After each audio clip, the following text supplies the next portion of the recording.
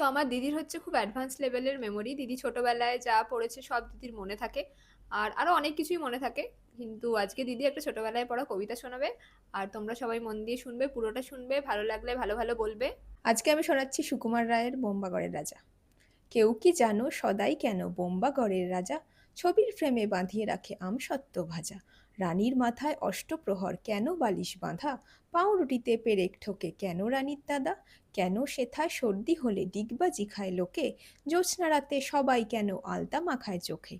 ওস্তাদেরা লেপ মুড়ি দেয় কেন মাথায় ঘাড়ে, টাকের পরে পণ্ডিতেরা ডাকের টিকিট মারে। রাত্রে কেন ট্যাগ ঘড়িটা ডুবিয়ে রাখে ঘিয়ে, কেন রাজার বিছনা পাতা শিরিষ কাগজ দিয়ে। সভায় কেন চেঁচান রাজা হুক্কা হুয়া বলে, মন্ত্রী কেন কলসি বাজায় বসে রাজার কোলে।